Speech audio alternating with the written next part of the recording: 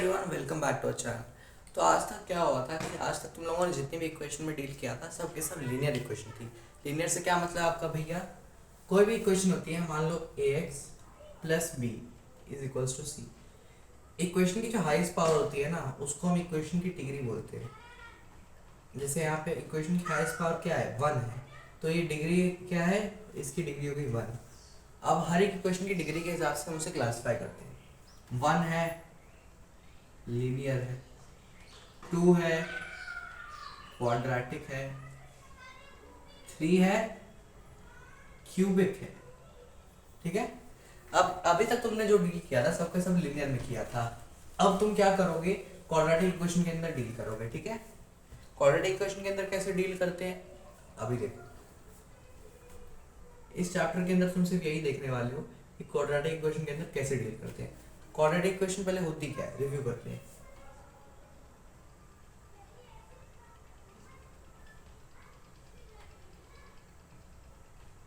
ये है quadratic equation. 3 terms होती है इसके अंदर, x square term, x term, constant. ठीक है। कांस्टेंट कभी भी इधर चला जाता है तो हम bx इज इक्वल टू सी लिख देते हैं, पर वो इधर आके सेम चीज है। ठीक है। अब इस इक्वेशन को पहली बार सॉल्व कैसे करना है, इसको सॉल्व करने के दो मेथड होते हैं। क्या दो मेथड होते हैं मैं बताता हूँ, प्लस मैं अपना फेवरेट मेथड बताता हूँ। पहला फैक्टरिंग। फैक्टरिंग के अंदर क्या करना होता है, सपोज करो कि तुम्हारे पास एक इक्वेशन दी हुई, जैसे मैं एक डेमो इक्वेशन उठा लेता हूँ यहाँ से, 2x² + x = 6। इस इक्वेशन को सॉल्व करके x की वैल्यू निकालनी है। तो ऐसे करोगे तो तुम्हें स्क्वायर रूट वगैरह का झंझट करना पड़ेगा, है ना, कोई ज़रूरत नहीं करने की। 6 यहाँ प्लस में है, इसको यहाँ ले आओ, 2x² + x - 6 स्टैंडर्ड इक्वेशन में हुई। वो जो मैंने निकाला तुमको a² + bx + c, उसको स्टैंडर्ड फॉर्म बोलते हैं। स्टैंडर्ड फॉर्म में कन्वर्ट करो। अब फैक्टराइज करो। फैक्टराइज कैसे करना, दो नंबर जिनका जो इन दो नंबर का प्रोडक्ट है 12, वो प्रोडक्ट है इसमें बनना चाहिए। जैसे फॉर एग्जांपल मान के चलो, इसको फैक्टराइज करते हुए अगर हमारे पास डिफरेंट नंबर्स होते 12 है, ठीक है, हमें क्या करना है, कुछ भी करके ऐसे नंबर निकालने 12 के, दो ऐसे फैक्टर निकालने हैं जिनका जो सम है, जैसे a है b है, a × b = 12 और a + b = x। ठीक है। कैसे करना है, 12 के दो फैक्टर है 4 3, 4x - 3x लिख सकते हैं इसको, 2x² + 4x - 3x - 6। सही हो गया पूरा। कैसे, 4x - 3x x है, तो हमने इक्वेशन में कुछ गलत तो लिखा नहीं, सही चीज है।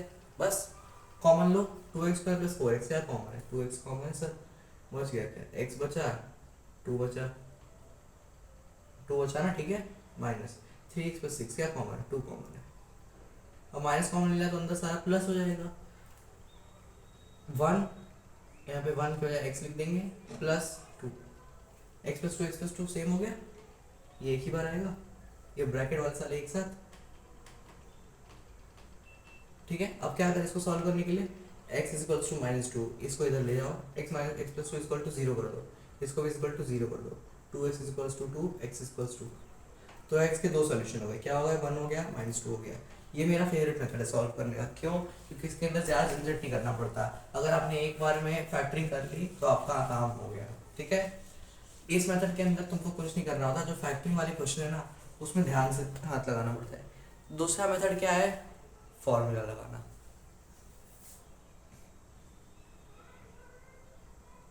इसको क्वाड्रेटिक फॉर्मूला बोलते हैं, बहुत इंपॉर्टेंट फॉर्मूला है, इसको एक बार तुम लोग ढंग से देख लेना। जो मैंने याद है इक्वेशन बताई थी, ax² + bx + c, ये है स्टैंडर्ड फॉर्म, है ना, अभी बताया ना मैंने। अब इसके दो जीरोस क्या होंगे, -b ±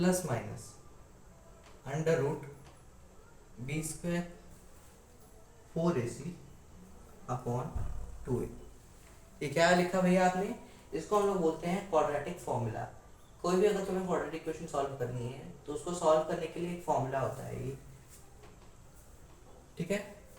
कितने लोग क्या करते हैं, इसको एज अलग ही टर्म बनाते हैं, डिस्क्रिमिनेंट। तो क्या लिखते हैं, d = b² - 4ac, और इसको फिर एज फॉर्मूला को छोटा करके दिखाते हैं।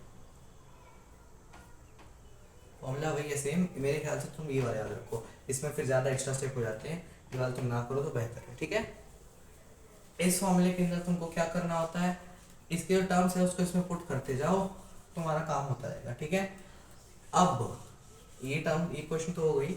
अब एक बार जो है मैं अभी तुमको अपना एक मेथड बता देता हूँ जो कि मैं यूज़ करता हूँ सॉल्व करने के लिए, जो कि मेरे को ज़्यादा पसंद है। क्या है, मान लो तुम्हारे पास सबसे पहले तो एक क्वाड्रेटिक इक्वेशन बनाते हैं फैक्टर्स में से, x माइनस 1 x माइनस 3। इसको सॉल्व करो, x minus 1 x minus 3 multiply करते जाओ, क्या आएगा, एक्स स्क्वायर आएगा, यहाँ पे एक्स स्क्वायर आएगा, यहाँ पे क्या आएगा, माइनस 3x आएगा, यहाँ पे क्या आएगा, माइनस x आएगा, यहाँ पे क्या आएगा, प्लस 3 आएगा, x square minus 4x plus 3। इस इक्वेशन को सॉल्व करना है तुम्हें। कैसे करोगे, सबसे पहले तो इसका मिड पॉइंट निकालो। मिड पॉइंट क्या होता है भैया, ग्राफ बना रहा होगा, क्वाड्रेटिक है ना, यहाँ पे टच कर रहा होगा, ये हो सकता है ओरिजिन यहाँ पे ना बना है, हो सकता है ये जो हो यहाँ पे ओरिजिन, इसकी जो मिड पॉइंट बन रही है ना, जहाँ से ये पे सेम डिस्टेंस पे है, यू मान लेते हैं डिस्टेंस को, ठीक है, ये m बनाना मुझे, ये सेम डिस्टेंस u है, ठीक है। अब m कैसे निकलता है, m का जो फॉर्मूला होता है वो है माइनस वी बाई 2a, क्योंकि दोनों सेम डिस्टेंस पे है, तो माइनस वी बाई 2k क्या होगा, माइनस 4 है 2a, a क्या है 1 है ना, तो 4 divide by 2 is equals to 2, m क्या आ गया, 2 आ गया। अब ये जो u डिस्टेंस है, u कैसे निकलता है, u का फॉर्मूला होता है u square equals to m square minus c, तो u स्क्वायर क्या आ जाएगा, m स्क्वायर क्या है 4 माइनस c क्या है 3, तो u square equals to 1, u is equals to root 1 is equals to 1, u आ गया, ये आ गया। अब रूट्स के फॉर्मूले क्या होते हैं, रूट्स के फॉर्मूले क्या होते हैं, x1 x2, x1 होता है u प्लस m, दूसरा होता है u माइनस m, क्योंकि देख रहे हो ना सेम डिस्टेंस है, तो m में u प्लस कर दो तो पहला रूट आ गया, m में u माइनस कर दो दूसरा रूट आ गया, है ना, तो m में u प्लस करो, पहला रूट क्या आएगा 3 और दूसरा रूट क्या आएगा 1। हमारा आंसर क्या था, x minus 1 x minus 3, x equals to 1 x equals to 3। सही आ गया आंसर। ये मेरा पर्सनल फेवरेट मेथड है, क्यों, ज़्यादा कैलकुलेशंस में करनी नहीं पड़ती, ये फैक्टरिंग से भी आसान पड़ता है। कितने लोग जो है फैक्टरिंग को प्रेफर नहीं करते, पर ये फैक्टरिंग से भी आसान पड़ जाता है, ठीक है। इस वाले मेथड को तुम लोग ध्यान में रख सकते हो। अब इसके अंदर क्वेश्चन किस टाइप के आते हैं, इसके अंदर एक क्वेश्चन और आता है डाउनस्ट्रीम अपस्ट्रीम वाला। अब तुम बोलोगे भैया वो वाले थर्ड चैप्टर क्वेश्चन नहीं, लीनियर इक्वेशन के, वो चैप्टर इसमें भी आता है इसमें भी आता है। जैसे उसके अंदर क्या होता है कि उसमें बताते हैं कि डाउनस्ट्रीम में बोर्ड जा रही है, अपस्ट्रीम में बोर्ड जा रही है, बताओ उसकी टोटल स्पीड कितनी है। इसमें बोलेंगे कि डाउनस्ट्रीम में इतनी आई और सेम टाइम पे जब वो अलग स्पीड से आई तो इतने में आई। अब तुमको बताना है इसमें क्या होगा, बेसिकली मैं क्लियर नहीं हूँ तो सॉरी, लेकिन क्या होता है, इन्होंने एक्स स्क्वायर को जो है मैनिपुलेट किया, उसकी इक्वेशन में एक्स वाई आ रहा होगा, इसकी इक्वेशन में एक्स स्क्वायर आ रहा होगा, उसमें डाउनस्ट्रीम को एक्स मानते हैं, अपस्ट्रीम को वाई मानते थे, इसमें जो है डाउनस्ट्रीम में है दोनों, तो इसी को एक्स मानेंगे, फिर आगे आके एक्स स्क्वायर आएगा, ठीक है। ऐसे करके तुमको क्वाड्रेटिक इक्वेशन को सॉल्व करनी है। क्वाड्रेटिक इक्वेशन के जो रूट्स होते हैं उसके अंदर एक और दिक्कत होती है कि अगर डी के साथ करते हैं लोग, डी पॉजिटिव नेगेटिव, तो उसमें डिस्टिंक्ट है, इक्वल है, रियल है, इसके लिए भी होता है। अगर तुम चाहो तो मैं रियल इनको जो है एक अलग वीडियो में एक्सप्लेन कर सकता हूँ, 1-2 घंटे के वन शॉट लेक्चर में। तुम लोगों को अगर चाहिए ये वाला तो मुझे बताओ, मैं ज़्यादा डिटेल में नहीं जा रहा हूँ, मैं सिर्फ तुम्हें क्या किया, जितने भी कॉन्सेप्ट है मैंने तुमको एक बार हाईलाइट करा दिया कि हाँ एक कॉन्सेप्ट को एक बार तुम देख लो, ठीक है। यहाँ तक के लिए हो गया है।